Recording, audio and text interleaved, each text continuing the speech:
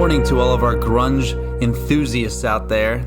It's February 27th, episode 101 of the Grunge Bible podcast. My name is Ethan Shalloway. I'm joined, as usual, with Chris Salona. And it's the last episode of the pod, coming off the heels of our top 100. Chris, do you feel hungover from the top 100, or how do you feel? Yeah, I definitely feel hungover, and I realize you just said something that might fuck with the lovely viewers. You said it's the last episode of the pod. It's the last episode of the month. So we can step back. From the danger zone. We are continuing on, but Ethan, I absolutely feel still exhausted from the ordeal that was compiling our top 100 list. But I have to say, it was really, really awesome, and it was received really, really well. It is the most listened to episode that we've ever had within 7 days of its release, and we're not even through the 7-day period yet. So I just want to, right from the jump, thank everybody who's taken the time to listen. I also understand that there's probably a lot of new people around these parts that found us through episode 100. So I'm talking to you, whether you found us through Facebook, through charts, through shares on Instagram, through the almighty algorithm, or whatever that may be. Thank you for sticking around after episode 100. And Ethan, it's funny. I have a little fortune cookie here, and it says that many will travel to hear you speak. And, oh shit! And that's what's happening here on the Grunge Bible podcast, and we're really, really thankful for everybody that's checked us out over the last week or so, and we look forward to continuing the conversation that we started in episode 100 today. But I'll direct the initial question back to you. Are you feeling a little hangover from episode 100? I do. I mean, it's one of those hangovers where you're like, wow, I feel pretty gassed, but what a night, what a time. Yeah, I'm so glad I had it. Spent lots of money, and it was money well spent. Yeah, I mean, like you said, it was really received well. I think it was one of our better pieces of work, and I think when we had the initial idea to do it, we knew that it would be a good one to do, and people would be interested in stuff, and so it was fun to deliver something that people could really enjoy. And like you said, I'm pretty proud of our list and what we compiled. It wasn't easy. We're going to get into some of that today, and how the difficulties of it, and maybe some things that we left out on accident, on purpose, how we did it, kind of the skeleton behind the process. And I said, but it was funny that I accidentally said that it was our last episode of the pod. What if we did Irish Goodbye them, and we just subtly put that in there, and then we just radio silent, and we didn't address it. We just walked off. I would love, whenever this thing ends, we definitely have to Irish goodbye it. We don't need to eulogize ourselves. We just leave the arena. Yeah, that would be something. I mean, we're showing our hand now, but people will forget though by episode 247. I don't know. I don't know if we're gonna be around that long. It's a good feeling right now. I'm happy to be talking with you right now about it. So yeah, absolutely. And looking back at episode 100 and that list, and talking about the fact that we're really, really pleased with how much interaction and how much feedback we got from this. It really reinforces the notion that I think a lot of this show, and especially last episode, it's not so much just us coming up with topics, but more so I think it's a conversation between us and and the people who listen. And we couldn't be more happy that we put the top 100 list out last week, and we got a lot of feedback about it. We got feedback, congratulatory notices. We got really, really positive messages. We got some critiques. We got some, oh wow, like I haven't thought of this band in a while. And we also got some, how are they on your list and they aren't, or what about this song you forgot? And it's really cool. And it's I think all of that feedback and all of it being very valid and interesting and thought-provoking is a testament to what we tried to capture last week with the diversity of the era and just how many good bands are out there. And also I think how difficult it can be to define grunge. Some people it's a genre, to some people it's an era, to some people it's a geographic location, and I think to a lot of people it's a mixture of those elements. So today we're going to take a look back at the feedback that we got and really just kind of go, through the different points of, thoughts people had on what we included, what we didn't include, songs we may have forgotten, songs we included that people may not have thought should have been on the list, or maybe they were too high or too low. So really, really cool this week to continue that conversation that we began with the top 100 list. Absolutely.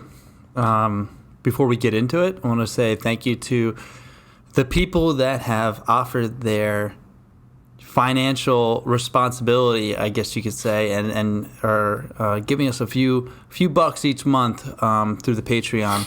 There's $2, $5, and $10 tier that people give, and we couldn't do this without them. We couldn't pay our producer Drew the massive amounts that we do without them. No, but we are very thankful to have people that want some skin in the game. And so if you're listening right now and you think that it's time, there are links in our page and in our bio that you can find your way there. And shitty cup of coffee, as we like to say, you can enjoy a cup of coffee while you listen to this. And if you pay the $2 a month, it's like 50 cents an episode, not 30. I almost said 30. 50 cents an episode if my math is correct. So please consider that. Absolutely. So, if you're interested and, if you're new here, I realize that we got a lot of new subscriptions and followers after last week. So basically, we run this show and it's just us, and we're financed, by ourselves and also by the contributions of people that listen. So there's links to our merchandise website as well as the Patreon in the show notes, wherever you're listening right now. So it is that simple and it is that easy. So we really appreciate your presence here, and we would also really, really appreciate your support in the financial realm. So at this time, I would like to thank, as I do every episode, I would like to thank our top tier supporters on Patreon for being sustaining members of the operation that is the Grunge Bible podcast. And at this time, I would like to thank Rachel Cording, Nikki Six, Millie, Marianne, Lauren Irene, Seattle 4 Fanboy from New Jersey, Shoe the Shoeless, What the Fuck's Up Denny's, Chris LSMS, our number one fan from Australia, Jamie Lynn, Carlene Salona, Fresh Tendonitis, Fuck Soup, Granny Grunge, Jade Mercado, Faith Bittner, Brother Nature, Kara K, Captain Hightop, Doug Endy, Eddie Vedder got me through my second divorce, The Blue Owl, Alexis Shannon, Alex Long, Black Hole Sean, and Christine Shepard. So thank you, one and all, for your support as we enter into the next 100 episodes of the Grunge Bible podcast. Oh, yeah, dude. And the song that never ends, it's going to keep going. So it's like Bob Dylan's never-ending world tour that's been going on since like 1988. Yeah. The last tour, which comes up every year. Yeah. Another farewell tour. So I think the first and most important thing that I want to address, because we talked about this a few times when we were developing the list, is too much or too little of the big four. Right. And this was tough because when we did the list, we easily could have said, let's just do a list with the big four and like STP, and we'll keep it really simple and keep it to the ones that we know people are gonna probably want to see us rank. I mean, they always people want to know the top 10 Pearl Jam songs or top Definitely. 10 Soundgarden. So we easily could have done a whole list with just that, and then we included, I guess, what was the total? Maybe like 40 songs from the big four? Or was it 35? I think we had about 40 or 45 from Nirvana, Alice, Pearl Jam, and Soundgarden. So that's close to 50% of the list, which, if you look at a lot of other people's lists, I feel like maybe they limit to like 5 songs per band. And we thought about that, but I think that we wanted to give credit where credit is due and really include them and know that that's what people like wanted to listen to, no matter what kind of inclusion you want. Nirvana's 10th best song is probably still more popular than Grunge Trunk and stuff like that. Yeah. And that's fine. I think we wanted to represent that. But I mean, what do you feel? Do you think we included too much, Chris? Yeah, well, it's funny because out of all of the feedback that we got, the two most common ones were, on the one hand, you had people saying that there were too much from the 4 biggest Seattle bands. But then on the other hand, the other loudest voice in the room were the contingents of people who were suggesting Soundgarden, Alice in Chains, and Nirvana and Pearl Jam songs that we had missed. So I think it's a question that has no right answers. So because it doesn't have any right answer, anything that we choose is also right. I think we did it the right way. I don't regret how we did it. I feel like it would have been artificial to put a song cap on where it's like, hey, you could only have 6 Pearl Jam songs. Because I think there's a reason why there are so many of them on our list from those most popular bands, because, I think in a way the cream does rise to the top, and there's a reason why these bands, captured the attention and the ears of so many people, and they still do. I think that's a really, really big element of it. So, that's, and I think we reflected that on our list. To me, it would have felt artificial if we had put a cap on it. And I think we tried to do this as naturally and as organically as possible, and really try to choose the best songs, and kind of ride that middle line of, paying due to the biggest bands that had the biggest impact, that created the most popular, best, most notable, whatever superlative you want to use. They created those songs while also, giving the credit to the bands that didn't receive that type of attention from the general public or commercial success. Yeah.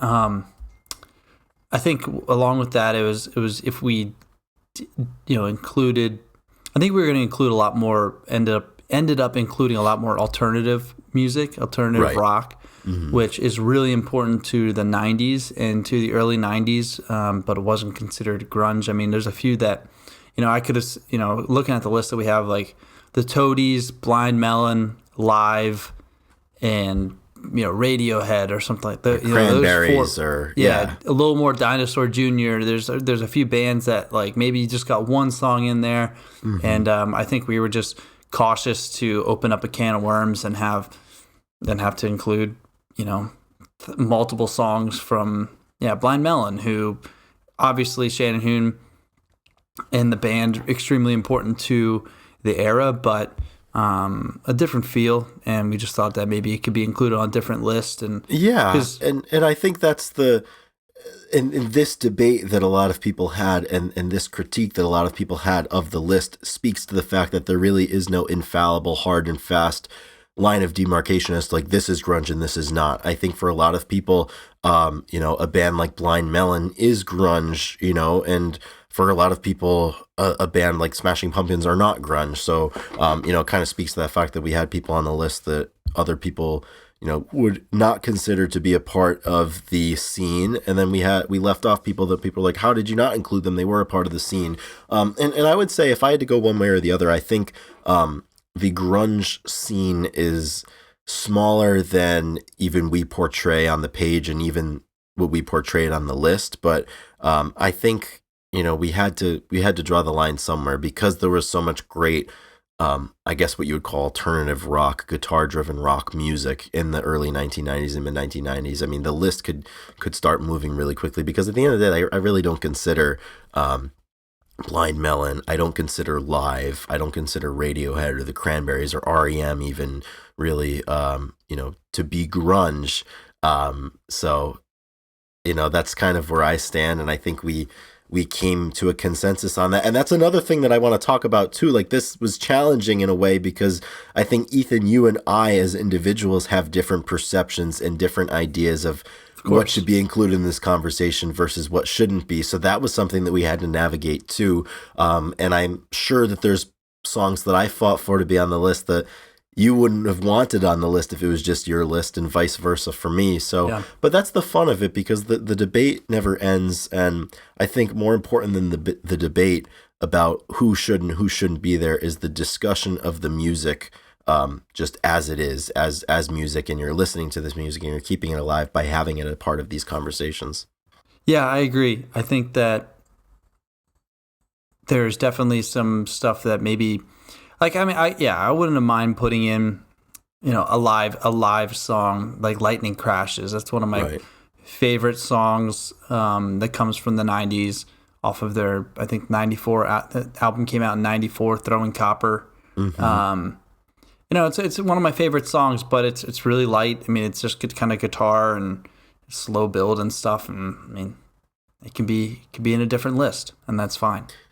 Yeah, exactly. And something too that I think the world of alternative, out the bands that are neighbors with the grunge bands in a way that are a bridge between what most people consider to be grunge and then what most people don't consider to be grunge. Like there's bands that kind of bridge that gap, and a lot of the bands that we had critiques and messages about are the bands that bridge that gap. Because I mean, you could make the contention, it's like, okay, you have Blind Melon in there, and then you have Live, and then pretty soon you're getting the Wallflowers in the mix, and you're getting Hootie and the Blowfish, and people would go ape shit if we included that. But there's really not that big of a difference between, or big of a gap to bridge between the bands that are on what a lot of people consider to be that middle ground.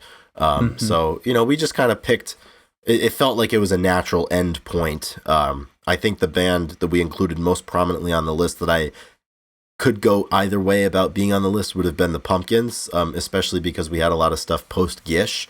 But, that's the way that it goes down sometimes. And yeah, just like if we were to make a top 100 of our favorite alternative rock hits from the 90s, we probably wouldn't include Mother Love Bone and wouldn't include... who knows, a lot of Alice, I mean, they're not really alternative. So well, and that's the thing. I wonder if the critique would go the other way, where it's like the top 100 alternative rock or just rock songs of the 90s, and we include a lot of Alice and Pearl Jam. I wonder if people would be like, well, they're not alternative, they're not rock, they're grunge. So like, I don't think it's a two-way street in that regard, and I think people are very, very protective over the G word. And what is a part of the G word and what's not. So, and it's funny because that's never, I think if anything, that's amplified as the years have gone on. And certainly as we've been around the genre running the page since 2016, I think that debate has gotten even more contentious. And we're the people in charge of the gate, Chris. Yeah, we're the people who are in charge. And that's the other thing too. We had a few people who were like really upset with the list and, they didn't like it, but just because something's not on our list doesn't mean that you can't listen to it, and it doesn't mean that it can't be on your list if you made one. Yeah. So that's the thing. I mean, at the end of the day, we're just two fans who made a list. We don't have any sense of lofts or high horsedness to this. It's just two guys making a list who like the music. So at the end of the day, I think you can't lose sight of that fact. So I saw a comment on there that, I mean, obviously they were very upset that Smells Like Teen Spirit was not number one, Chris. Yeah. So what do you have to how could we do that? How could we not put that as the number one song? Well, if you're asking me, which you are, there were two non-negotiables for this list. Number one is that Wood absolutely had to be number one. I mean, that just goes without saying. If we were making a superlative list, Wood had to have been one. So in essence, Nirvana did have the top spot because it had, and Teen Spirit did have the top spot because it had the highest spot that was open for negotiation. Yes. Secondly, the other non-negotiable of this list, I would say, is that there had to be a Creed song on there. And we didn't get as much flack for Creed as I thought we would. I think because people have maybe been around the page or been around the podcast long enough to have gotten the gist of why we put it in there. I mean, it's just a total troll move, but you have to do it. So those are the two non-negotiables. But was there any complaints about Red Bar?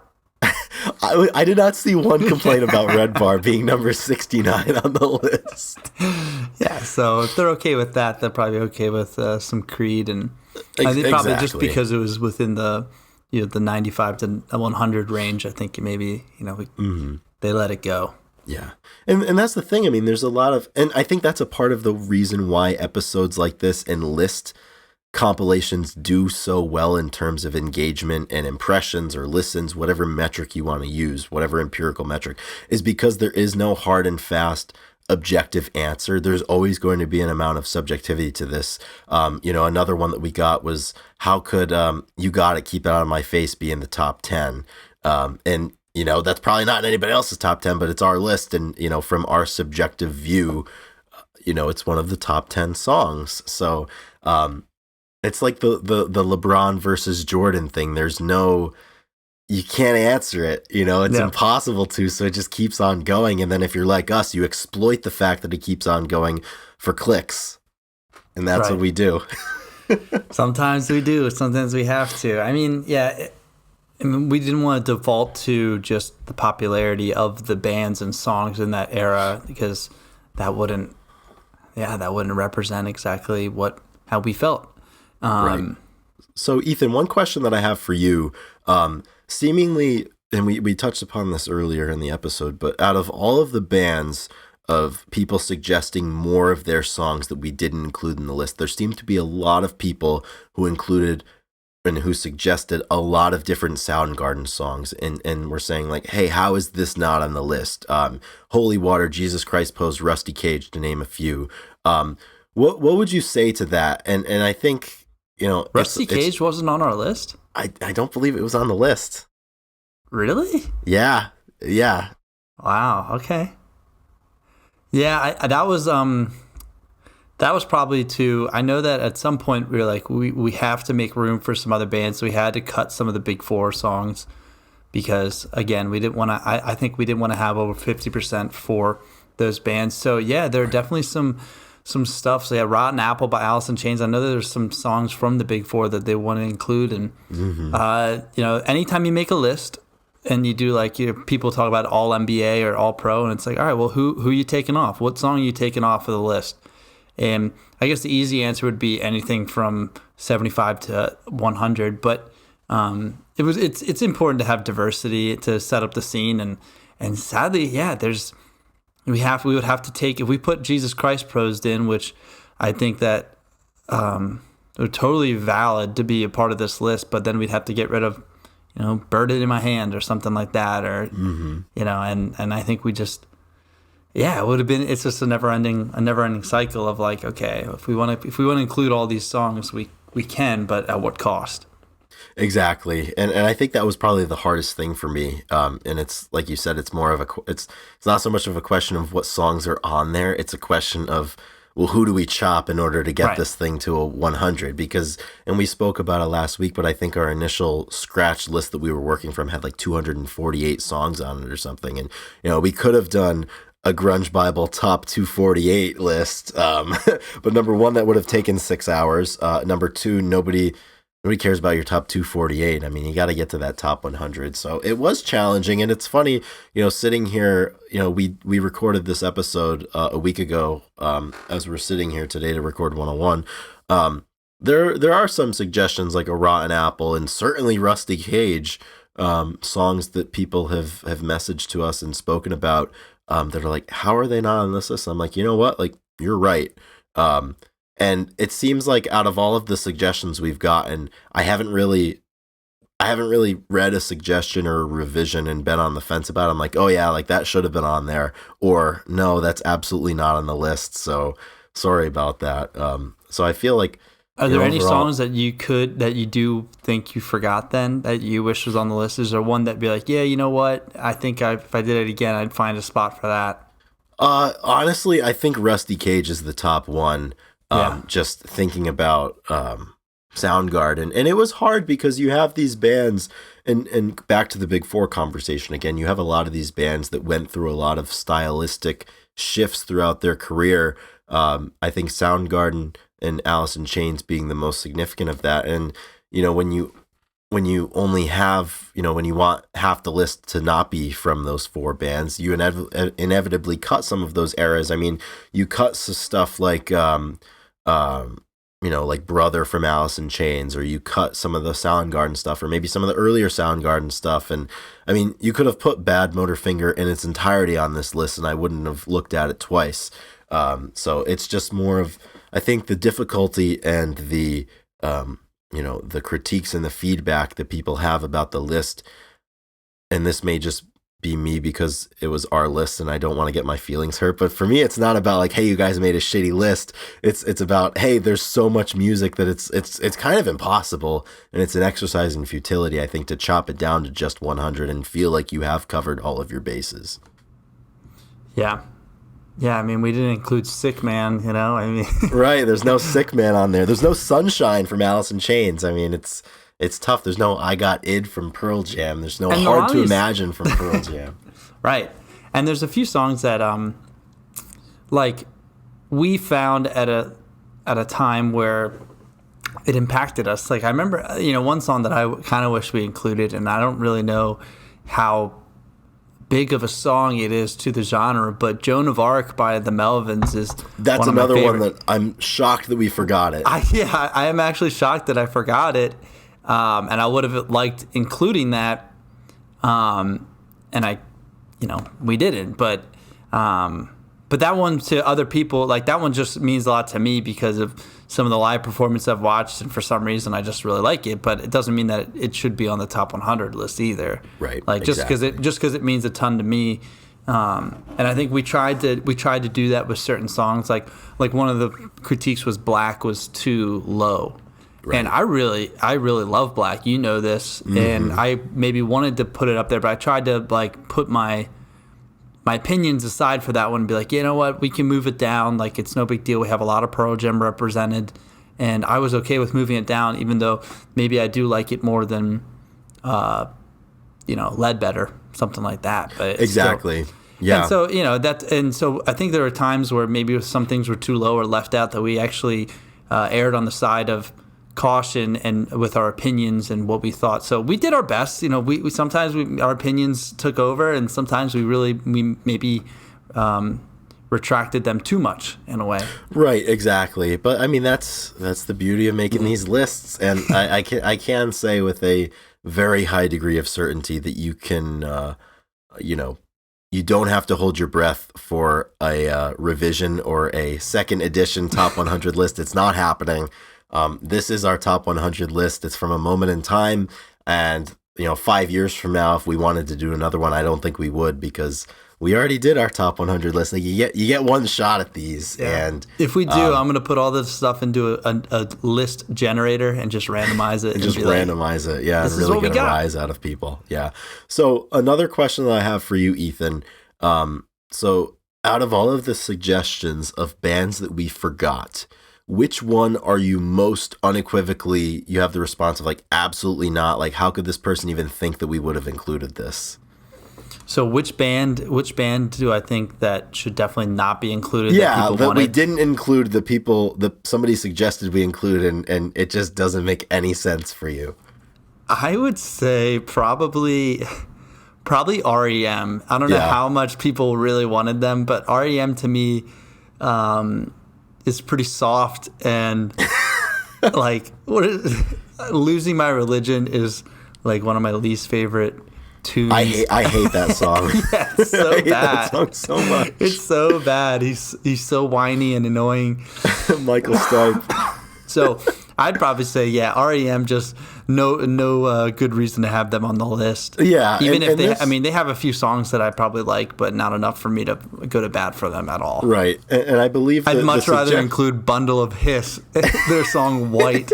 Exactly. We didn't include, but I want to bring up for the people that know what we're talking about. Bundle of Hiss. That's as deep as we're going to go in what we think about that song, but it'll be on the list before REM is. Absolutely. Yeah, and I believe the full comment about REM was like something to the effect of some of their harder stuff from the early 90s or something, of which I'm not familiar, so it's easy for me to make fun of things that I'm not familiar with, but that understanding is not going to stop me from making fun of it. But I mean, Michael Stipe doesn't belong anywhere near this list. We've posted REM a few times on the page for the expressed purpose of placating people that wouldn't stop requesting it as a part of the Not Grunge / Midnight Special series. But I mean, I don't see it. I'm not seeing it. You can't put the square peg in a round hole. One thing that I could go back, and the only other revision that I wanted to talk about is we left out solo stuff, right. And I could totally with a couple of exceptions, but with a couple of exceptions, and I think that the list, like if you wanted to include a lot of Mark Lanigan, that it would make a lot of sense to me. And if you include a little bit more, I mean, Chris Cornell stuff was a little later, but yeah, like I would be totally fine with including some of the stuff from those guys. Mm-hmm. That's like the main thing that, if we had to revise, maybe take out a few of the big four songs to put in a few solo stuff. And Yeah. but we did have it. We did have it. We had Seasons. We had Cut You In. And we had some Jerry Cantrell as well. Exactly. So more Jerry. Could always do that. And that's the thing. And then once again, you can see how quickly this opens up. And it's like, okay, well, we have to include these bands, and then then you're off and running, and then you're back up to 300 songs that you have to chop down. So yeah, overall, really, really interesting. And I do need to circle back to the question that I asked. The question that I asked you. Yeah, in the vein of REM, to whatever poor soul suggested that Radiohead be a part of this list. There was no chance you were putting Radiohead on this list. That's egregious right there. And I enjoy Radiohead. I like some of their albums. They hit a really, really great stride in the mid 90s, but not anywhere related to the neighborhood that we were inhabiting for this. The response that grunge gives us, the actual grunge. I mean, like totally different. Mr. York, I mean, the fake plastic trees, I mean, like that it's great stuff. But I mean, then again, like, okay, you have Radiohead in there, and then I'm surprised we didn't get any suggestions that Oasis should have been on this list. I mean, you can see, you can see how quickly it happens. Oasis is, next thing you know, people are asking you to put the Killers on here and the Verve pipe or the Verve or whatever. Well, what about Matchbox 20, Chris? Exactly. That you see, and then this Nine just Inch becomes. Nails, we didn't include them. Yeah, see, it can happen so quickly. But overall, I think it was a good exercise in restraint. The other side of so these bands, those are the bands that kind of came after the grunge scene and were alternative. Then there's the conversation of the bands that came before the grunge scene, weren't grunge but had alternative and really pushed the boundaries, like Sonic Youth. A lot of people say they're not grunge, and I felt inclined to include them. Believe it or not, the most controversy that we had on this list was if we should include the Pixies or not. And I feel like we should talk about that for a second, because it's one of those things where when bands and they have so much influence on certain artists and stuff, like, I understand the importance. That's why, like, Radiohead didn't have any influence on Eddie Vedder writing.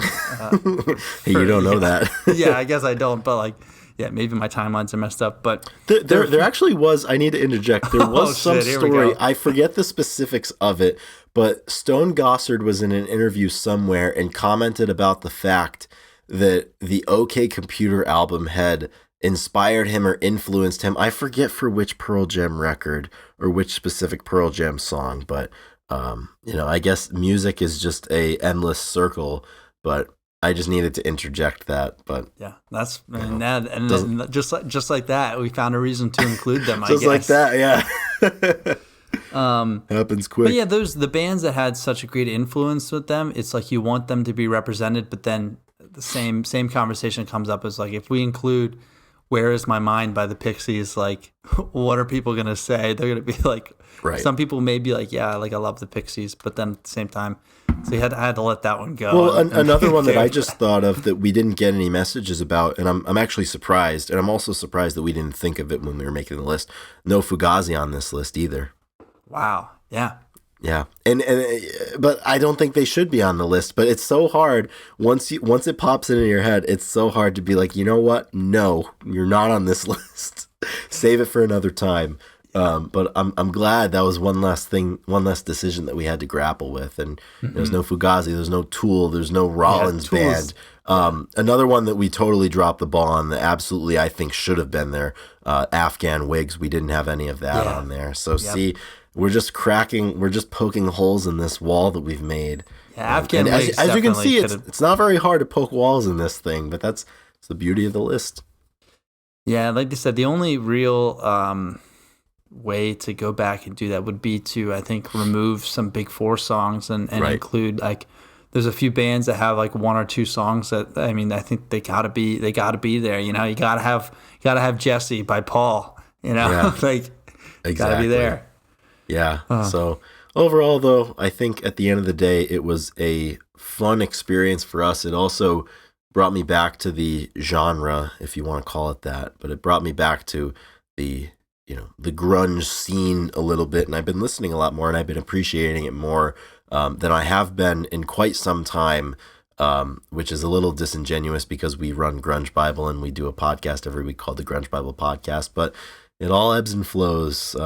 So this was really, really fun. And I most of all, I'm really appreciative, and I am humbled by the fact that so many people tuned in and checked the list out and took the time to offer their thoughts. I think that's really, really cool. And it's fun to be a part of this conversation.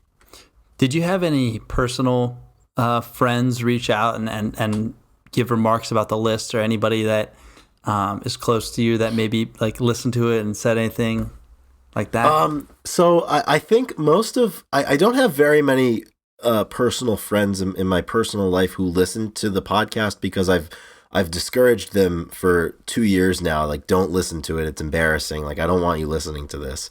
But a couple people that like I know from my personal life commented, or I know that they listened. And the greatest compliment I got was from my friend Matt Wilkes, who I went to high school with. I think he was a grade or two below me, but he commented and he said diplomatic list, and he gave the handshake emoji, I think. And that's all he can ask for at the end of the day. I mean, we are in the world of diplomacy and being diplomatic here. So I'm happy that we were able to do that. But what about you? Anybody reach out? Not really. I think I maybe told a few people and they were excited, and I don't know if they listened, but I did have somebody that didn't know what grunge was last week. Someone that joined our training group and was asking, like, what is grunge? Because then I was like, yeah, we have this Grunge Bible page, and they were like, they had no idea. The hell is so that? Yeah. I showed them like basically like the top 5 songs, their music videos, top 4, explained the bands and the lead singers, and then he sent me a text like the next day and was like, I'm really listening to this playlist. And it was like a Grunge Forever playlist on Spotify. And I was like, hold on. I was like, don't listen to that garbage. Listen to this list. And I sent him the top 100. I was like, this is all you need, brother. That's what we do. We're winning hearts and minds, one playlist at a time. Yep. And he was getting into it that way. And I was like, this will give you the whole scene right here. Yep. Everything you need to know. Yeah. So that was kind of cool. It's fun. And when people have no idea and they're getting into it for literally the very first time, and maybe they're not music listeners, so they haven't taken notice to the radio when it comes on or something. And I was like, these songs. Like I was like, I'd be really surprised if you didn't know this. And so that was a good fun experience. But that's nothing cool. Too much. Yeah, it's all part of it though. If you could get a compliment from one person that said like, hey, this is a really good list, guys. Great job. Who would you want that compliment to come from in the music industry? My goodness, that's actually really, really challenging. I think maybe someone in like the Rick Beato realm or something. It's like George Stroumboulopoulos. Hey, like proper go of it, gents. Yeah. Well done, boys. Really nice list. Yeah, or admirable attempt. You know. here's my list. Like, yeah. Exactly. Yeah, I think Rick What Beato. about you? Did anybody pop up for you that you've been like, all right? Yeah, honestly, I mean, the random people would be nice. Like the people we don't talk to, like George Stroumboulopoulos, would be really significant. But then at the same time, if our buddy Chris Cafaro or Eric Lederman reached out and be like, "Hey, boys, like, great job! Like, this is a solid list." You may have missed it. We had a DM conversation with Eric about it. Oh shit! Yeah, nice. So he's happy with the list. Yeah, he offered some thoughts on it, and it was excited to go back and look at that. Absolutely. Good. But yeah, those kind of those remarks are always helpful from the people that you respect.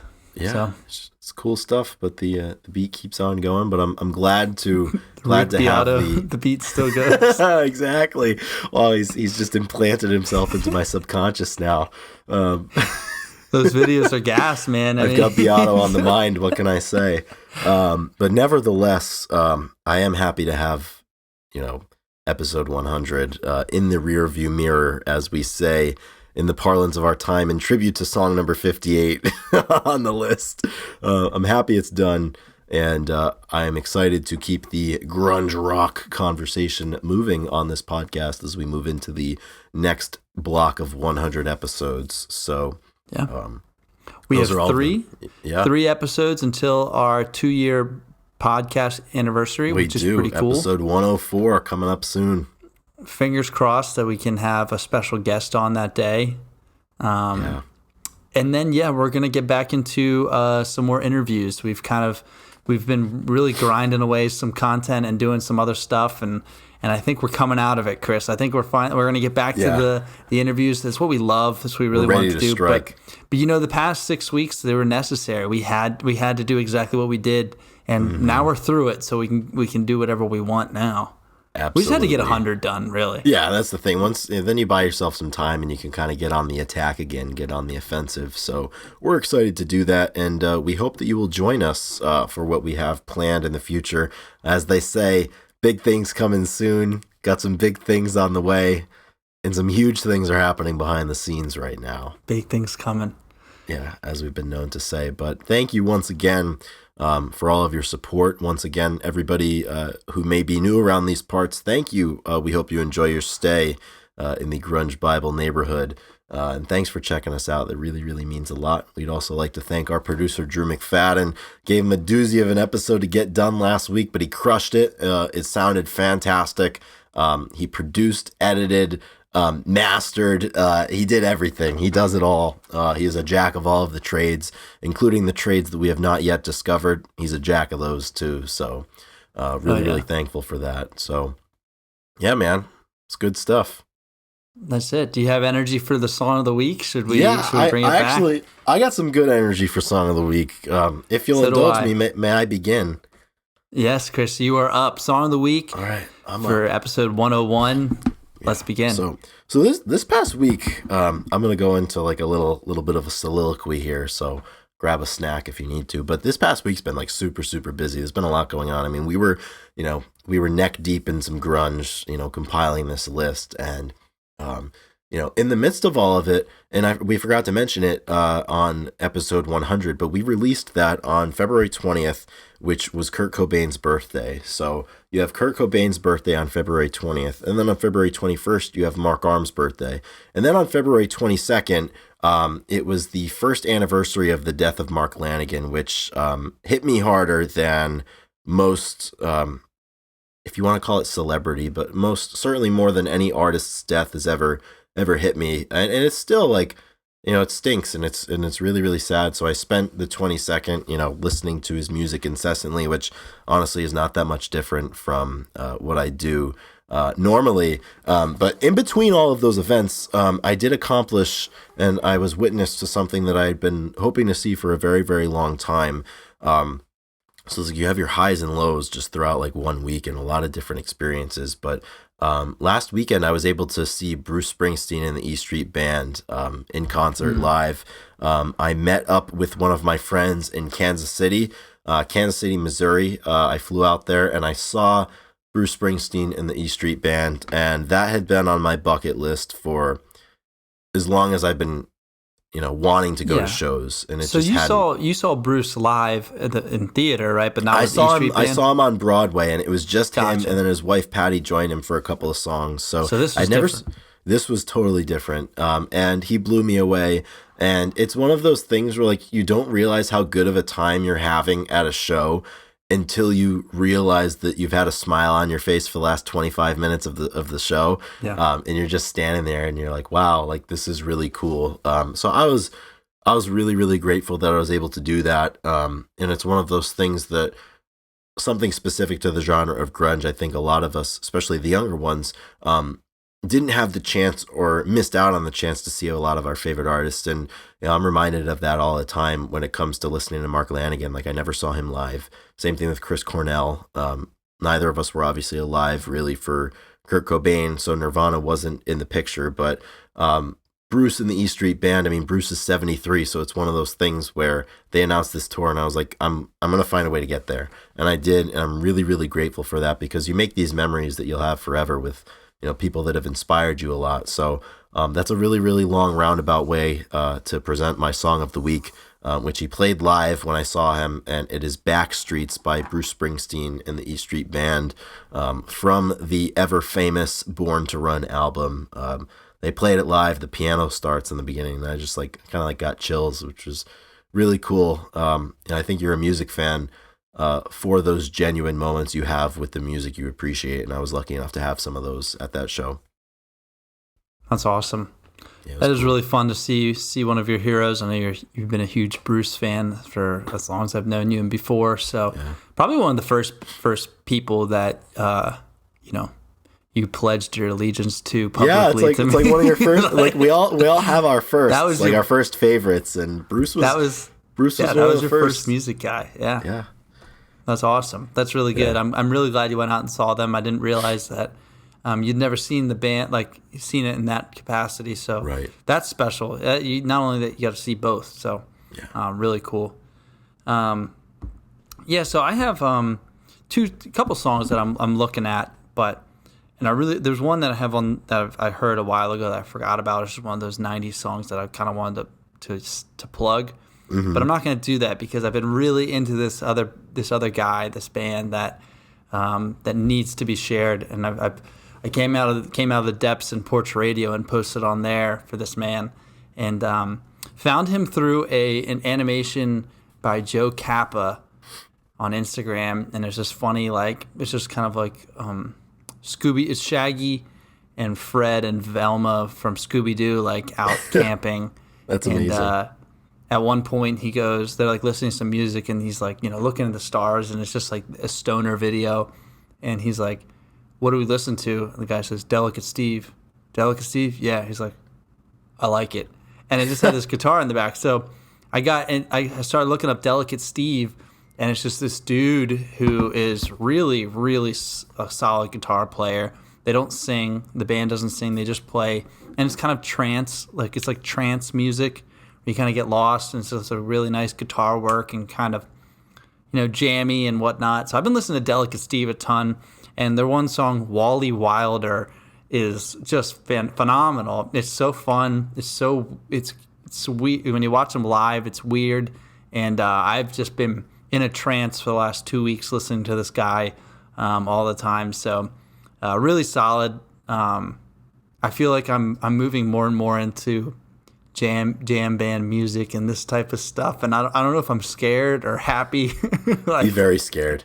I think I should be really scared. I'm like, how does it happen? How do you become a deadhead? Well, I think I don't know. I'm not there yet, but I'm moving. It happens along. Before you even realize that it's happened, I think. Yep.